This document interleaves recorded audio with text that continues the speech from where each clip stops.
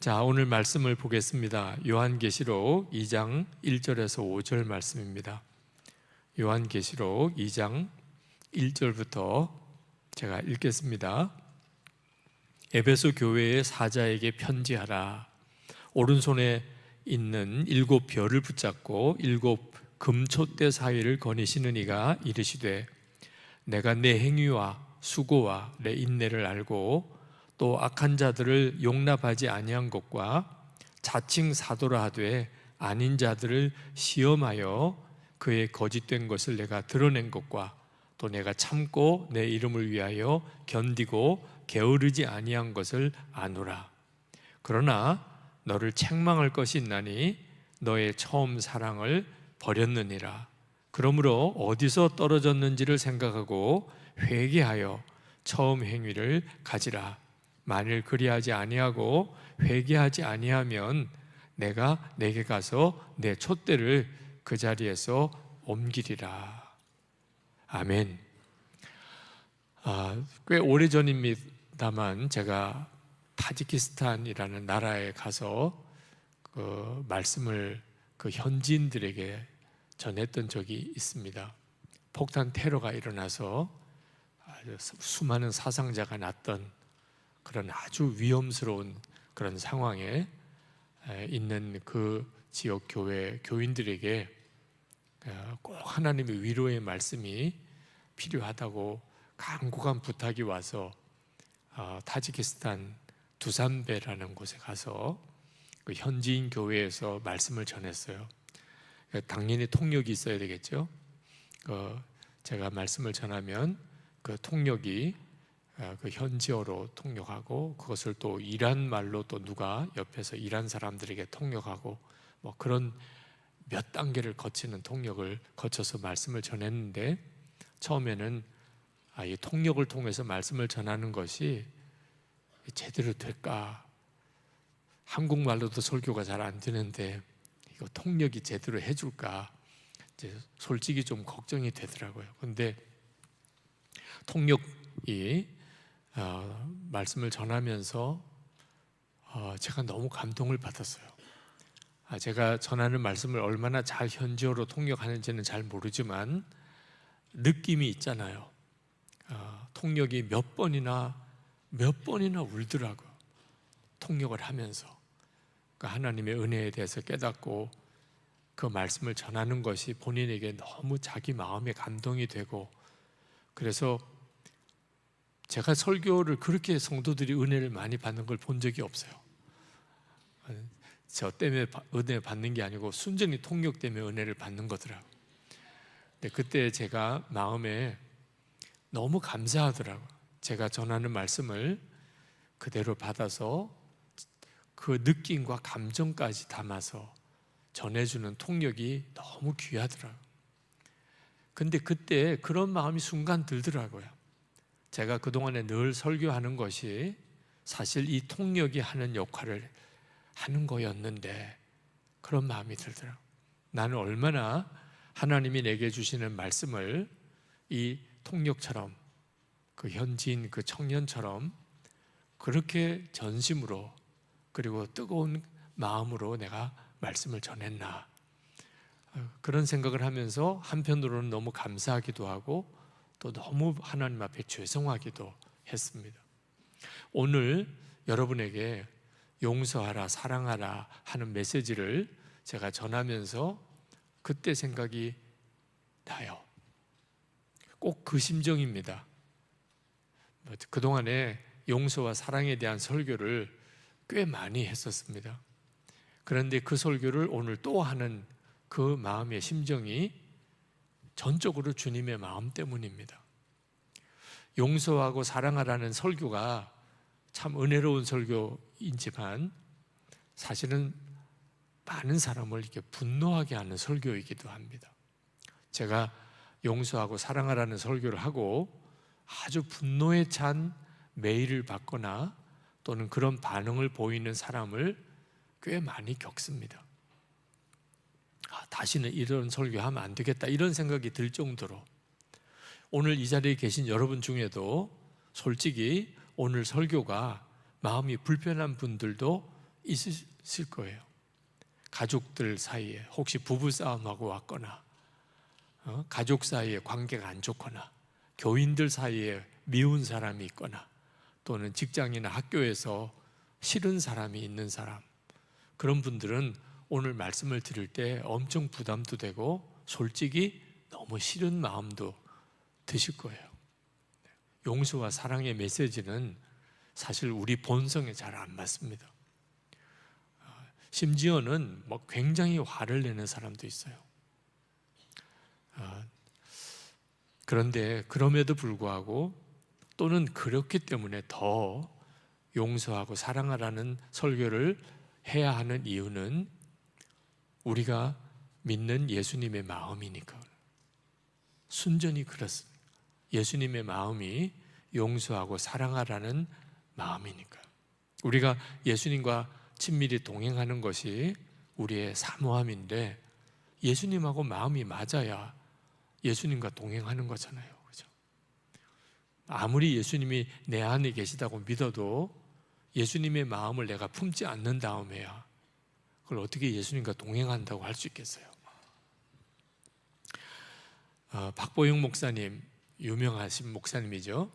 그 박보영 목사님의 할아버지 되시는 고 박용익 목사님께서 돌아가실 때 그 박보영 목사님 손주가 이제 의사였다가 이제 목사가 된 것을 더 기쁘게 생각하셨던 그분이 유언을 하신 내용을 전해 주었어요.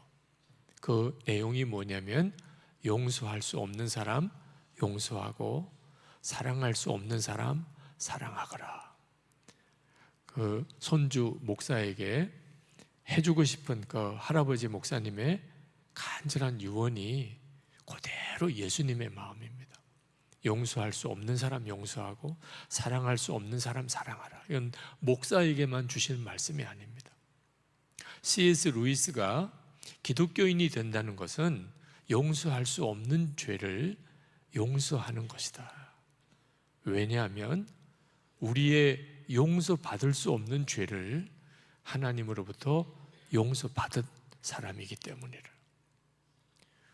용서할 수 없는 사람 용서하고 사랑할 수 없는 사람 사랑하는 것이 우리 주님의 마음이에요. 그게 지금 우리에게 원하시는 것입니다.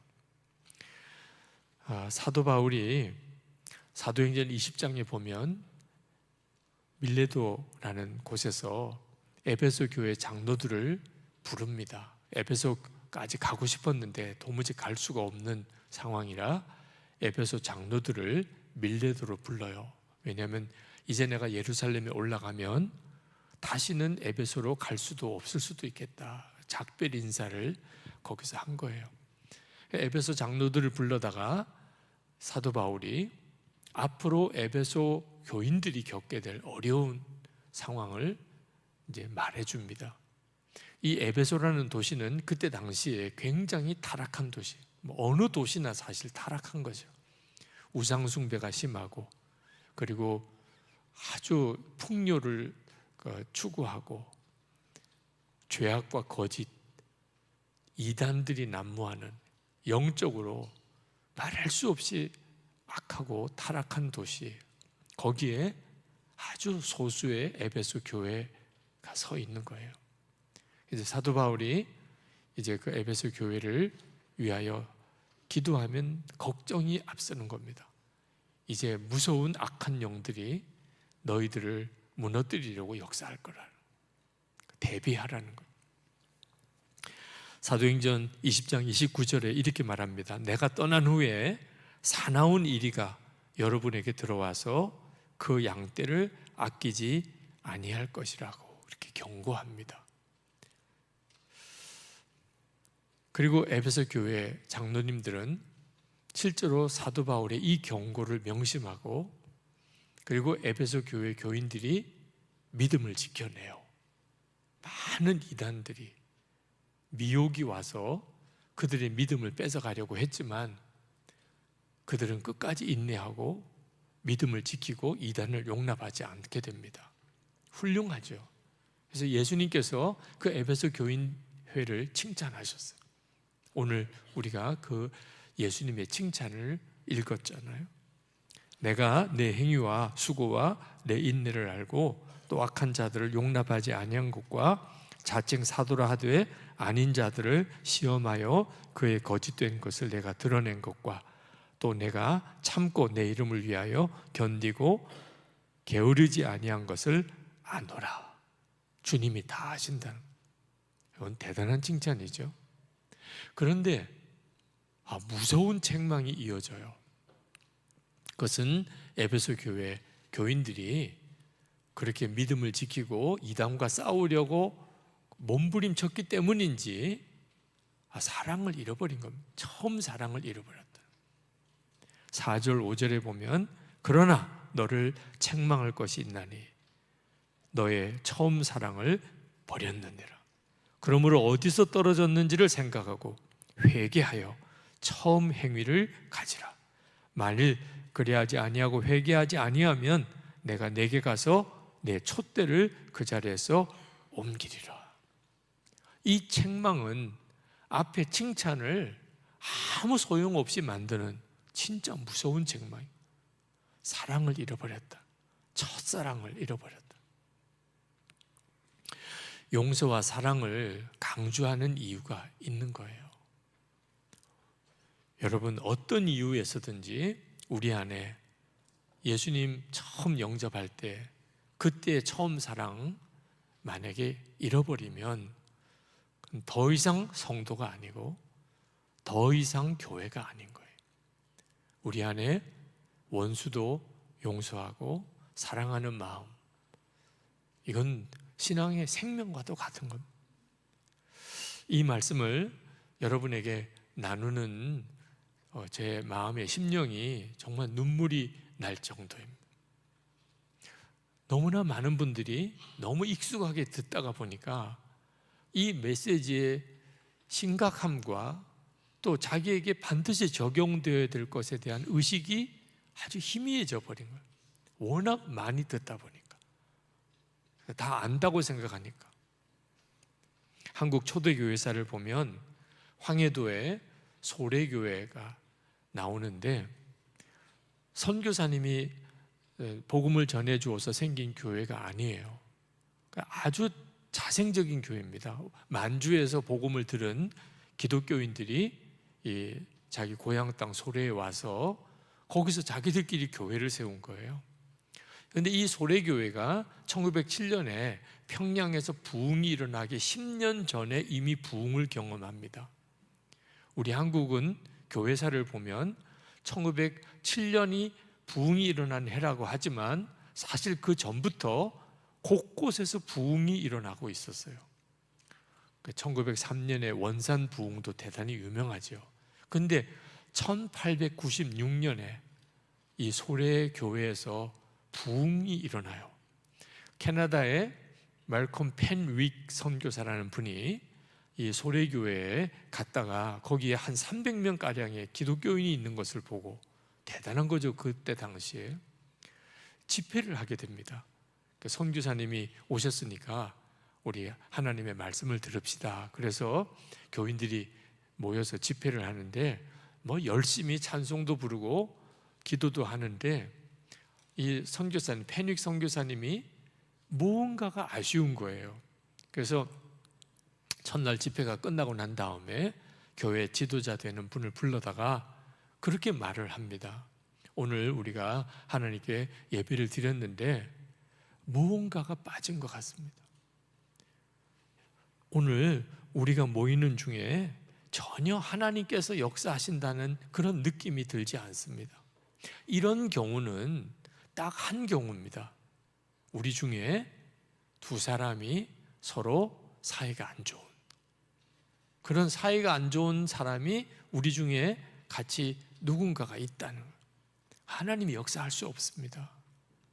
혹시 서로 사이가 안 좋은, 미워하는 그런 두 사람이 누군지 나에게 말해주세요. 그때 그분이 그냥 꼬꾸라져서 우는 거예요.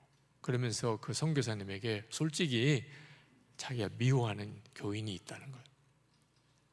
그때 그 펜윅 선교사님이 그러면 하나님 앞에 회개하시라. 그리고 그 사람에게 찾아가서 용서를 구하시라. 그리고 집회를 해도 해야 된다는. 그래서 그분이 자기가 미워한 그 교인을 찾아가요. 그리고 미워했던 것을 용서해 달라고. 그분도 내가 잘못했다고. 그 두 분 사이에 놀라운 화해가 일어나요. 그 다음 주일에 교인들 앞에서 그 고백을 합니다. 우리가 서로 미워하고 여러분들에게 믿음의 본이 되지 못한 것을 정말 눈물로 고백을 했어요. 그때 교인들이 다 회개가 터졌어요. 이건 하나님이 하시는 것이라고 느낀 거예요. 그리고 주님이 함께 계시는 것을 그들이 생생하게 느끼고 자기들의 죄, 자기들의 잘못에 대해서도 막 통곡하고 회개가 일어나고 정말 부흥이 일어나게 된 거죠. 저는 그때 그 기사를 읽으면서 정말 안타까운 마음이 드는 것이, 이 일은 한국 교회 역사에 절대로 우리가 놓치면 안 되는 일이었어요.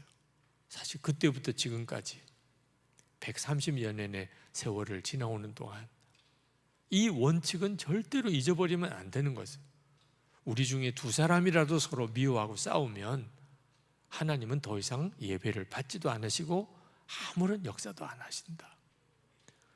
서로 미워하고 싸우고 갈라지는 것이 얼마나 무서운 일인가를 우리가 처음부터 명심하고 왔다면, 그러면 한국 교회는 지금 이런 모습이 아닐 거예요. 지금이라도 우리가 가정에서, 교회에서 정말 적용해야 합니다. 용서하고 사랑하라는 것은 그냥 한번 해보시는 말씀이 아닌 거예요. 이 말씀 속에 우리의 가정의 회복과 교회의 회복이 있는 겁니다. 솔직히 듣기 싫어도 실제로 마음에 미운 사람이 있으면 용서하고 사랑하라는 말씀처럼 듣기 싫은 말씀이 없어요. 어떤 구실을 붙여서라도 용서 안 할 구실을 찾아요. 사랑할 수 없다는 것을 말하려고 해요. 그러면 안 되는 거예요. 우리는 예수를 믿는 사람이 술이 취해 있거나 담배를 노골적으로 피우거나 또는 간음을 하거나 음란한 행위를 하거나 거짓말을 하거나 그러면 큰 죄라고 아주 정말 반응이 노골적으로 싫은 반응이 나오죠. 근데 실제로 그런 윤리적인 죄보다 비교할 수 없이 무섭고 심각한 죄가 바로 용서하지 않고 사랑하지 않는, 예수를 믿고도 용서하지 않고 사랑하지 않는 죄예요. 우리가 동일기를 써보면 우리가 무슨 간음죄를 지었다거나 음란한 일을 했다거나 거짓말을 했다거나 이런 내용은 일기에 좀처럼 못 씁니다. 너무 창피해 하니까. 그런 일을 한 것에 대해서 일기 쓰는 것은 너무 두려운 일이에요. 다른 사람이 나를 뭐라고 생각할까? 그런데 누구에 대해서 미운 생각 그냥 써요. 누가 미워 죽겠다. 난 누구 때문에 마음에 상처를 받았고 너무 섭섭하고 이런 내용은 써요. 왜냐하면 그건 그렇게 큰 죄라고 생각을 안 하기 때문에. 근데 완전히 바꿔 생각하는 거죠. 사실은 이게 바로 내가 간음을 했거나 누구를 살인을 했던 것보다 비교할 수 없이 큰 죄라는 거예요.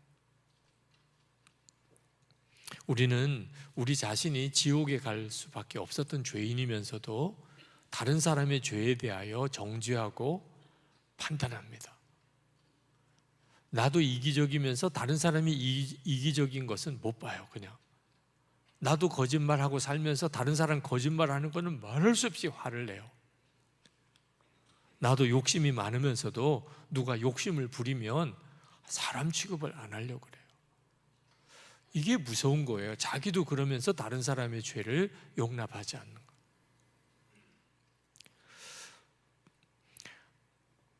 허드슨 테일러 선교사님이 매일 용서받는 삶이 얼마나 중요한가를 깨달았어요. 우리는 매일 용서받으며 살아야 된다는 거예요. 그래서 허드슨 테일러 선교사님은 누구에게 인사를 할 때 악수하면서 안녕하십니까 이렇게 인사를 안 하고 오늘도 회개했습니까 그렇게 인사를 했다고 유명한 일화가 있어요.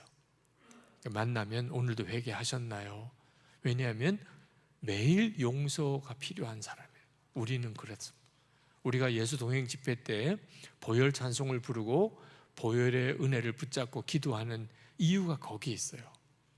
우리는 오늘 참 귀한 집회에 오셨는데 그 귀한 은혜 중에 하나가 우리가 보혈에 의지하여 우리의 죄를 회개하고 그리고 다시 주시는 정결함의 은혜를 받은 것. 오늘 여러분이 다 받으신 은혜예요. 여러분이 그 은혜를 받았음을 아는 것도 귀해요. 오늘 내가 주님 앞에 내 죄를 자백하였고 주님의 보혈로 내가 씻음을 받은 사람이다. 여러분 이 은혜는 얼마나 귀한지 몰라요. 앞으로 어떤 일이 있어도 영적인 담대함을 갖게 해주는 거거든요. 그래서 예수 동행 집회 때마다 우리가 보혈 찬송 또 보혈에 의지한 기도를 하는 거죠. 허드슨 테일러 선교사님이 그것이 얼마나 귀한 건가를 아는 거예요. 그래서 인사를 그렇게 했다니까. 근데 여러분 매일 용서받는 것이 우리에게 필요하다면 매일 용서하는 것도 필요한 거예요. 나는 계속 용서만 받으려고만 하는 사람. 그 사람은 엄밀히 말하면 사실 그런 은혜를 받을 수 없는 사람인 거예요. 나는 용서받기를 원하지만 남은 용서하려는 마음이 없다면, 그러니까 여러분이 꼭 명심해야 하는 거예요. 우리에게 필요한 것은 하나님과 사이가 언제나 정결함을 얻는 은혜예요. 근데 그러려면 나도 다른 사람의 죄를 용서해 주는 일이 날마다 필요한 거예요. 아직도 기억이 남는 안타까운 장례식이 있었는데 한동안 소식이 없으시던 어느 교인 한 분이 갑자기 세상을 떠났다는 연락을 받은 거예요. 그래서 달려가서 장례를 이렇게 치르는데 너무 아쉬운 것은 용서받지도 못하고 용서하지도 못하고 그렇게 세상을 떠난 거예요. 그런 장례식이 제일 어려운 장례식이에요. 진짜 용서하는 일이 매 순간 용서받고 용서하는 일이 너무너무 중요하다는 걸 장례 치르면서 너무너무 절감했어요. 우리의 삶에 가장 중요한 것은 용서받고 또 용서하고 사는 겁니다. 실제로 살아보면서 돌아보니까 용서 내가 받아야 되는데 용서받지 못한, 내가 용서해 주어야 되는데 용서하지 못한 사람을 늦게서야 어느 자리에서 만났을 때 그때처럼 어색한 일이 없어요. 그 용서하고 용서받지 못한 관계가 두고두고 내 삶에 가장 무거운 짐이 되는 거예요. 이 순간이 주님 앞에라면, 주님 앞에 갔을 때 거기서 만났어요. 용서하지도 못했고 용서받지도 못한 사람을. 이건 끔찍한 일인 거예요. 왜? 우리가 주님 앞에 서는 것 자체가 십자가의 용서로 서 있는 거거든. 정말 용서받을 수 없는 내가 용서받은 거고, 사랑받을 수 없는 내가 사랑받는 자리가 그 자리거든요. 그런데 거기에서 내가 용서도 안 한 사람, 용서받지도 못한 사람을 거기서 만난다면 너무너무 안타까운 거죠. 그러므로 여러분, 용서하고 사랑하는 것을 절대로 적당하게 넘겨서 안 됩니다. 깨달으면 바로 해결해야 돼요. 깨달으면 내가 용서 못했구나, 또 내가 용서받지 못했구나, 즉시 그 문제 해결해야 돼요. 물론 내가 용서한다고 그래서, 내가 어떤 사람을 사랑한다고 그래서 형편이 좋아질 거라는 보장은 없어요. 목사님, 용서해도 소용없대요. 내가 사랑한다고 그래서 해결되지도 않대요, 문제가. 물론 그럴 수 있어요. 나는 용서했는데, 나는 사랑했는데, 그렇다고 그래서 당장 뭐가 관계가 해결되거나 문제가 해결되지 않을 수 있어요. 우리는 용서하고 사랑하는 것 자체로서 중요한 거지, 그 다음에 되어지는 결과는 그건 진짜 주님께 맡기는 거예요. 우리에게는 용서는 선택의 문제가 아니에요. 좋은 결과가 올 거니까, 그래서 용서를 하는 것도 아닌 겁니다. 용서는 마땅히 해야 될 의무일 뿐이에요. 골로새서 3장 13절에 주께서 너희를 용서하신 것 같이 너희도 그리하라. 아주 명확해요, 성경은. 용서하면 더 상태가 좋아질 테니까, 사랑하면 그 사람도 변할 거니까, 그런 말씀이 없어요. 주님과 우리 사이에서 주님이 나를 용서하시고 사랑하셨으니 그것뿐이에요. 그러니까 나도 그 사람을 용서하는 것뿐인 거예요. 주님은 어느 정도로 이 문제를 생각하게 말씀하셨냐면, 하나님께 예배하기 전에 누구로부터 원망 들을 일이 생각나면 일단 제물을 내려놓고, 왜? 바쳐도 하나님 안 받으시니까 가서 그 사람과 화해하고 그리고 와서 다시 제물을 드리라. 예배 소용없다는 거예요. 여러분, 주일 예배 안 드리면 마음이 큰 죄를 지은 것 같죠. 주일인데 주일 예배를 안 드렸어요. 근데 예배당에 앉아 있는다고 예배도 아닌 거예요. 맨 싸우고 관계가 해결되지 않은 상태에서 예배당에 앉아 있다고 그걸 예배인가? 성경적으로 가만히 다시 해석해 볼 필요가 있는 거예요. 사도 바울은 교회 안에 분쟁이 있으면 성찬을 받을 수 없다. 고린도전서 11장 18절에 성찬 받을 수 없다. 왜? 분열이 있으면. 심각한 문제인 거예요. 용서와 사랑의 문제는 하나님과 관계, 신앙생활에 아주 핵심인 것입니다. 우리가 믿음으로 구원받지만 만약에 사랑이 없으면 그 믿음은 죽은 믿음이라고 야고보서 2장에 말씀해서, 죽은 믿음으로 어떻게 구원받아요? 그렇죠? 그러면 사랑하지 못하면 그러면 구원도 못 받는다, 그런 말은 아니에요. 만약에 여러분의 마음에 용서할 수 없는 사람이 생기고 사랑할 수 없는 마음이 있다면 빨리 처음 사랑을 회복하라는 거예요. 이건 정말 명심하고 살아야 돼요. 이걸 무슨 교리처럼 만들어서 이제는 사랑으로 구원받는다, 이런 교리 논쟁을 하자는 게 아니에요. 내가 예수님을 믿었는데 믿음으로 구원받는 거죠. 그런데 어느 순간에 내가 미운 사람 생기고 용서 못할 사람 생기면 빨리 그 십자가의 복음으로 돌아가라는 거예요. 내 믿음에 문제가 생긴 거예요. 주님께서 5절에서 그렇게 말씀하셨잖아요. 어디서 떨어졌는지를 생각하고 회개하여 처음 행위를 가지라. 에베소 교인들에게 이제 너희들은 끝이야, 이렇게 말씀하지 않고 어디서 떨어졌는지를 생각하고 회개하여 처음 행위를 가지라. 다시 말하면 만약에 서로 사랑이 식어져 버렸고 교인들 사이에 서로 마음이 갈라지고, 그러면 빨리 어디서 문제가 생겼는지 돌아보고 그걸 회복하라는 거죠. 왜? 회복이 되는 거니까. 이 처음 사랑은 다시 회복이 되는 거예요. 이 처음 행위라는 게 뭐냐면, 우리가 예수님이 나를 위하여 십자가에서 대신 피 흘려 죽으신 그 속죄의 은혜를 내가 깨달았을 때, 세상에 이런 은혜와 사랑이 어딨나 했던 그 감격, 내가 정말 하나님 앞에 또 죄짓고 또 죄짓고 반복해서 죄짓고 은밀한 죄를 짓고 그러고 살았음에도 하나님은 여전히 나를 사랑하시고 기다리시고 그리고 나와 함께 하시니 이 영원한 사랑, 절대 포기하지 않은 사랑을 내가 깨달았을 때 그 감격, 그때 우리 마음속에 일어나는 감사, 내가 주님을 위해서는 무엇이든지 할 수 있을 것 같은 그런 뜨거운 그런 헌신의 마음, 그때를 돌이키라는 거예요. 그걸 다시 붙잡으라는 거예요.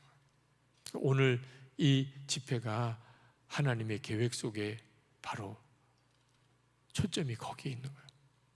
여러분이 주님을 바라보는 은혜에 눈을 뜨는 바로 그 순간으로 돌아가게 하시는 거예요.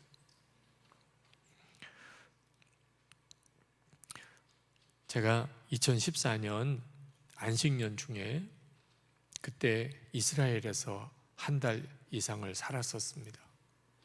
그때 갈릴리 호수에 가서 거기서 팔복교회라는 곳을 갔어요. 성지순례 가면 코스 중에 하나입니다. 근데 보통은 버스 타고 팔복교회 갔다가 팔복교회 둘러보고 또 버스 타고 나와요. 팔복교회 앞에 있는 꽃에서 사진 찍고, 대부분 성지순례는 그렇게 가요. 그런데 그때는 안식년 기간 동안에 그냥 저희 내외만 거기서 지내다가 갔기 때문에 굳이 뭐 버스 타고 이동할 필요가 없는 거죠. 가이드 하시는, 이스라엘에서 유학하시는 목사님이 우리에게 팔복교회 쪽에서 그 갈릴리 호수 쪽으로 내려오는 트레킹 코스를 쭉 소개를 해주더라고요.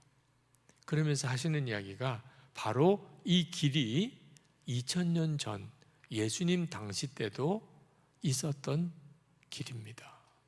다시 말하면 예수님도 그 길을 걸으셨다는, 정말 가봐야 되잖아요. 네, 예수님이 걸으셨던 그 길을 따라서 그 팔복교회 그 언덕 위에 있는 교회인데 거기서부터 갈릴리 호수 있는 쪽으로 쭉 걸어 내려가는 길도 정말 멋있더라고요. 그리고 거기서 이렇게 내려오다 보니까 갈릴리 호수가 언덕 밑으로 쫙 펼쳐져 있는데 그렇게 아름다워요. 경치가 그렇게 좋아요. 게다가 거기를 예수님이 보셨다는 거잖아요. 예수님이 보셨던 바로 그 자리에서 그 갈릴리 호수를 보니 느낌이 어떻겠어요? 야, 너무 좋구나. 이렇게 아름답구나. 그리고 그 호수길을, 저 트레킹 코스를 따라 쭉 내려오는데 함께 가이드 하시는 목사님이 내려오는 동안에 조그만 굴 하나를 소개를 해주세요. 이 굴이 예수님께서 이 길을 내려오시다가 여기에 머물러서 기도하시고 제자들과 같이 대화도 나누시고 하시던 그 굴이라는 거예요. 그러니까 목사님 여기 좀 들어가서 목사님들 기도해 보세요. 그래서 저희들을 그 굴 속으로 이렇게 들어가게 하더라고요. 그 굴 속에 앉아서 보니까 굴 바깥에 있는 그 입구에 갈릴리 호수가 보이고, 그리고 굴 속에 앉아서 주님도 여기에 앉으셔서 기도도 하시고 제자들과 대화도 나누셨겠구나. 그러니까 느낌이 너무 좋아요. 근데 그때 그런 생각이 딱 들더라고요. 이렇게 멋있는 광경, 아름다운 광경이 왜 성경에는 기록이 안 됐을까? 마태, 마가, 누가, 요한복음에 이 팔복에서 교회에서 이 갈릴리 호수까지 내려오는 동안에 그 아름다운 경치에 대해서 기록된 부분이 어디 나오나요? 왜 이런 아름다운 모습은 기록이 안 됐을까? 그때 제 마음에 예수님께는 경치가 관심이 없으셨구나. 그랬겠죠. 천국을 보신 분이 뭐 세상에 갈릴리 호수 경치가 와 대단하다, 여기가 천국 같다. 천국 못 본 사람만 그런 표현을 써요. 와 여기가 천국 같다, 그죠? 예수님은 이미 천국의 아름다움을 다 아시는 분이 풍경이 뭐가 대단한 풍경이겠어요? 예수님의 마음에 정서가 없으시다 그런 뜻으로 말씀드리는 건 아니에요. 예수님의 눈에는 사람밖에 없었구나. 그게 너무 강하게 와닿는. 예수님의 눈에는 어떻게 하면 이 제자들을 온전히 세워서 수많은 사람들에게 복음을 전하게 할 수 있을까? 그 마음밖에 없어요. 우리가 진짜 오늘 처음 사랑을 회복하고 그리고 예수님을 마음에 품으면 예수님 마음 정서가 그대로 돼요. 사람이 달리 보이기 시작하는 거예요. 사람이 가족도 그렇고 교인도 그렇고 주변에 있는 사람들, 특히 마음이 안 들었던 사람, 혹시 싫은 사람, 때때로는 원수 같은 사람, 진짜 가시 같은 사람, 눈이 달라지는 거예요. 예수님의 눈에는 이방인, 유대인 없었어요. 이방인, 유대인들끼리는 서로 막 으르렁거렸는데 예수님의 눈에는 그 차이가 없었어요. 심지어 가룟 유다에게조차 주님은 그 발을 씻어주고 내 살을 먹어라, 내 피를 마시라 고 했던 분이에요. 우리가 진짜 미워하는 사람, 그 사람을 주님은 사랑해요. 어떤 사람은 그걸 못 견디는 사람이 있어요. 그렇게 미운 사람, 잘못한 사람, 그도 주님이 사랑하신다. 이건 도무지 받아들일 수가 없는 사람이 있다니까. 그러나 주님을 바라보면 그런 마음을 가지게 돼요. YM에 플로이드 맥클랑이라는 선교사님이 계신데 그분이 1980년 암스테르담 홍등가, 거기는 공적인 그런 창녀촌 사창가가 있는데 거기에서 사역을 하셨던 이야기를 그분의 책에서 썼어요. 그가 그 사창가에 이제 아파트 하나를 얻어서 지내는데 그 옆에는 사탄 교회가 있어요. 그리고 그 옆집에는 남자들의 동성애자들이 또 함께 사는 집도 있고 뭐 그런 곳에서 사는 겁니다. 근데 한 번은 어느 선교단체에서 그 중요한 책임을 맡고 있는 분들이 이 플로이드 맥클랑 선교사님의 사역을 현장을 보고 싶다고 오시겠다는 거예요. 근데 좀 걱정이 되는 겁니다. 지금 자기들이 거처하는 곳이 거기 사창가 지역이에요. 근데 오시겠다니 오시라고는 했는데 좀 마음이 이렇게 좀 걱정이 됐는데 아니나 다를까 그분들이 이제 집에 자기 아파트로 이렇게 걸어오는데 그 아파트 주변에 있는 창녀들이 그날 너무 해가 좋아. 그래서 그 사람들이 다 바깥에 나왔어. 근데 옷을 좀 입고 나오면 좋은데 거의 안 입고 나오다시피 그렇게 나와서. 그런데 지나가는 자기와 그 선교단체 간부들을 보고 해맑게 인사를 또 하는 거예요. 그동안에 늘 인사를 하고 지냈어요. 플로이드 맥클랑 선교사님과 인사를 하고 뭐 옆에 이웃이니까, 그죠? 근데 그때 그 인사를 하는 그들을 보면서 자기도 이제 늘 인사를 했으니까 인사를 하지만 그 뒤에 오는 선교단체 간부 되시는 분들은 굉장히 보수적인 사람들, 자기가 이렇게 거의 안 입고 있는 여자랑 이렇게 인사를 하고 있는 것을 어떻게 생각할까? 아닌다 다를까 뒤쪽이 너무 싸늘하게 느껴지는 거예요. 아무 말을 안 하는. 그래서 진땀이 났었던 이제 이야기를 했습니다. 저 사람들이 우리를 뭐라고 생각, 특히 나를 어떻게 생각할까? 이제 그리고 얼마 뒤에 미국에서 열렸던 어느 큰 선교 대회에 참석을 했는데 어느 한 분이 자기를 알아보고 달려와서 자기에게 말을 걸더래요. 자기가 암스테르담 그 사창가 사역을 둘러보도록 안내를 해준 것에 대해서 기억이 나느냐, 그렇게 묻더래요. 보니까는 그때 오셨던 그 선교단체 간부 중에 한 사람이들 기억한다고. 그러니까 그분이 놀랍게도 우는 거예요. 이 플로이드 맥클랑 선교사를 보고. 그러면서 이렇게 이야기를 했답니다. 당신이 우리를 그 창녀촌으로 데리고 다닐 때 내 눈에는 한 무리의 창녀들과 뚜쟁이 그리고 마약 중독자들만 보였습니다. 그런데 당신이 당신 이웃에 살던 두 소녀에게 인사를 하며 그들의 이름을 불렀는데 나는 아직도 그들의 이름을 기억합니다. 소냐와 엘소였죠. 그제서야 그들이 창녀가 아니라 사람으로 보였습니다. 울면서 했던 고백이에요. 이게 정확하게 예수님의 마음. 예수님의 눈에는 누구나 다 사랑하는 자녀예요. 구원해야 될 사람인 거예요. 내 눈에는 악하고 상종할 수 없고 도무지 만나기도 싫고 미워 죽겠고 차라리 죽으면 좋겠고, 그런데 그렇지가 않은 거예요. 우리가 예수님과 동행하려고 하는 사람이잖아요. 주님과 마음이 맞아야 하는 거잖아요. 하나님은 용서하는 경험을 통하여 우리를 하나님께로 더 가까이 이끄세요. 용서하는 경험을 통해서. 용서할 수 없는 사람 용서하고, 또 사랑할 수 없는 사람 사랑하는 과정을 통하여 우리는 주님과 하나 되는 성숙함에 나아가게 돼요. 꼭 기억하셔야 돼요. 용서하고 사랑하는 걸 통하여 우리가 영적으로 주님과 하나 되는 성숙함에 이르러요.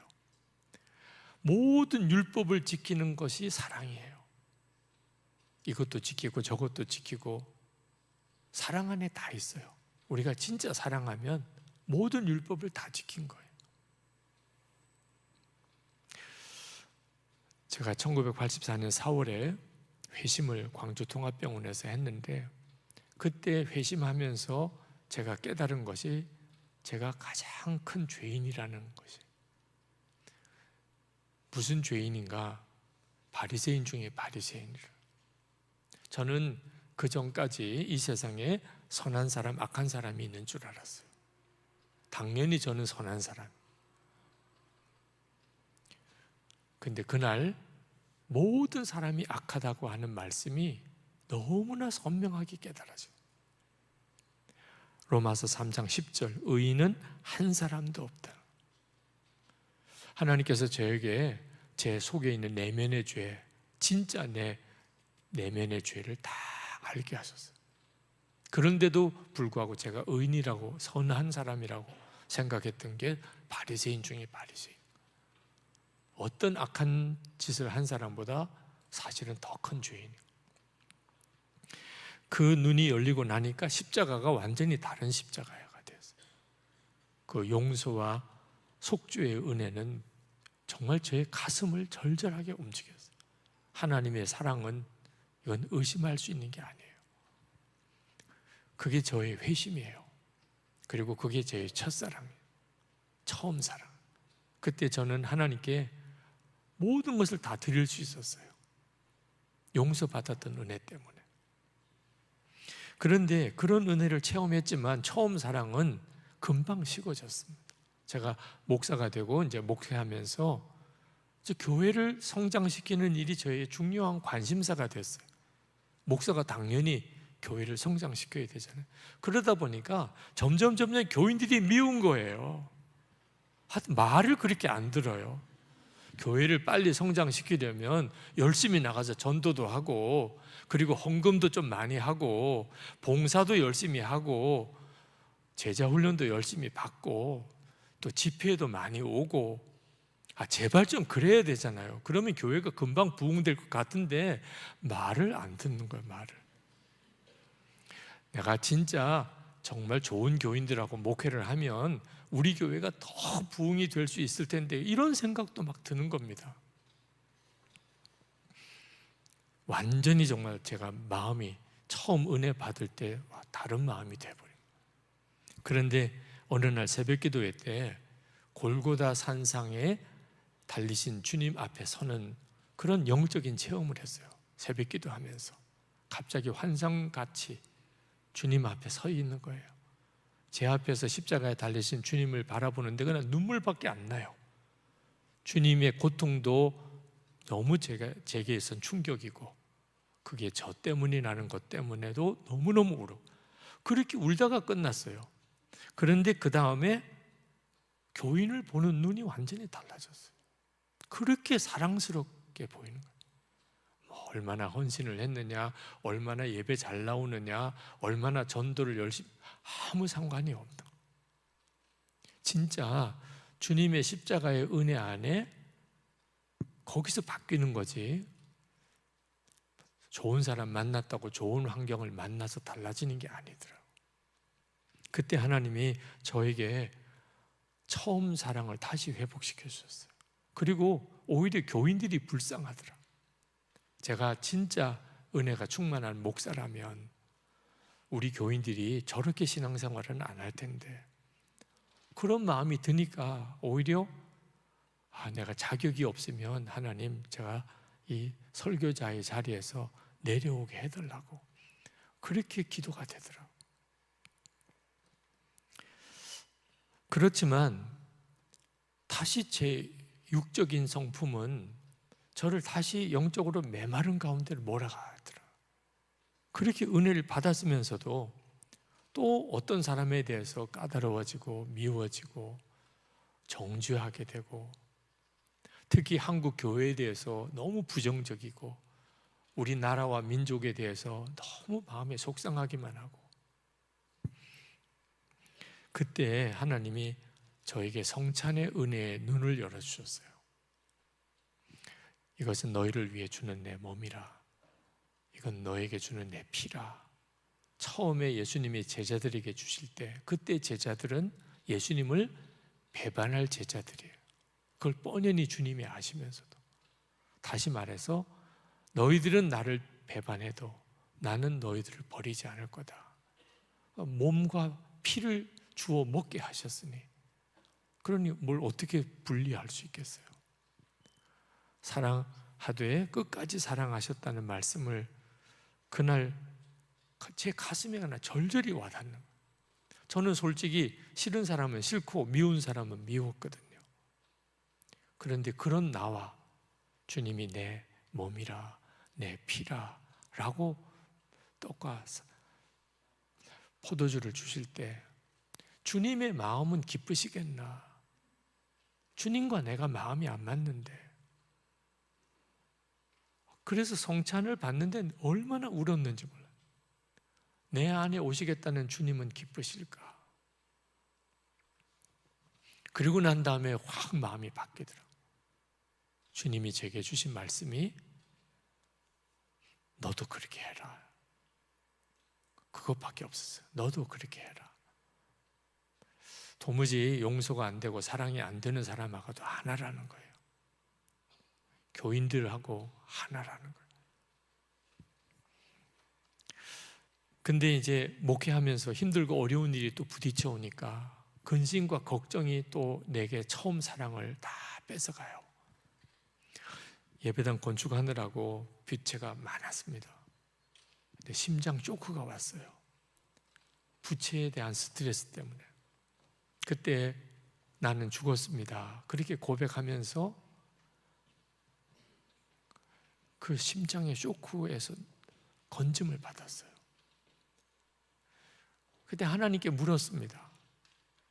이 모든 내 스트레스, 내 무거운 짐을 주님께 다 맡겼는데 그러면 담임 목사인 나는 뭐 해야 되나요? 그때 주님이 주신 대답이 사랑하는 거지. 저는 지금까지 주님으로부터 계속 그 교훈을 받았던 것 같아요. 그래서 이 설교를 계속 하는 거예요. 용서하고 사랑하라는. 때때로는 그런 설교를 한다고 욕도 먹고 비난도 받기도 하면서 이 말씀을 전할 수밖에 없는 거예요.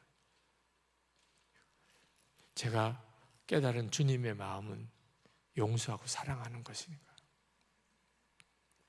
하나님께서 우리에게 왜 한 인생을 허락하셨을까? 싸우고 살다가 오나? 그러실 리가 없잖아요. 그죠? 나는 성공했다고 자랑하고 오너라. 그러느라고 인생을 주신 것도 아니잖아요. 왜 나는 저 사람만 못할까? 열등감 속에 고통당하다가 오라고. 그렇게 인생을 주신 것도 아니잖아요. 주님이 우리에게 한 인생을 주셨다면 그러면 사랑하다가 오라는 거예요. 그저 우리에게 주어진 짧은 한 인생, 용서할 수 없는 사람 용서하고 사랑할 수 없는 사람 사랑하다가 오너라. 할렐루야. 여러분, 정말 한 번 사는 인생, 여기에다가 여러분 인생 전부를 걸어보세요. 또 그런 교회를 세우는 것에 여러분의 모든 기도를 집중하세요. 그러고 나면 그 다음에 하나님께서 얼마나 놀라운 일을 하시는지를 우리에게 알게 하시고. 자, 우리 오늘 찬양하고 같이 기도합시다. 우리 함께 부를 찬양이 보소서 주님입니다. 우리 하나님 앞에 우리의 마음을 열고 찬양으로 먼저 기도하고, 그리고 뜨겁게 우리 같이 통성으로 기도할 텐데, 마지막 세 번째 기도를 하고 난 다음에는 안수기도 받으실 분들을 위한 기도를 하겠습니다. 어떻게 오늘은 여러분의 마음에 있는 쓴뿌리, 사랑과의 관계에 맺혀져 있는 것, 용서할 수 없는 사람에 대한, 사랑이 안 되는 사람에 대한 문제를 주님 앞에 꼭 기도 받으실 분들은 나오셔서 기도 받고 가시기 바랍니다. 보소서 주님, 나의 마음을 전한 것 하나 없습니다. 그러나 내 모든 것 주께 드립니다. 사랑으로 안으시고 날 새롭게 하소서. 보소서 주님, 나의 마음을 전한 것 하나 없습니다. 그러나 내 모든 것 주께 드립니다. 사랑으로 안으시고 날 새롭게 하소서. 주님만 내게 주소서. 내 아버지 주님만 내게 주소서. 나를 향하신 주님의 뜻이 이루어지도록 주님만 내게 주소서. 주님만 내게 주소서. 내 아버지 주님만 내게 주소서. 나를 향하신 주님의 뜻이 이루어지도록 주님만 내게 주소서. 내게 사랑을 가르치소서. 당신의 마음으로 용서하게 하소서. 주의 성령 내게 채우사 주의 길 가게 하소서. 주님, 당신 마음 주소서. 주님 마음 내게 주소서. 내 아버지 주님 마음 내게 주소서. 나를 향하신 주님의 뜻이 이루어지도록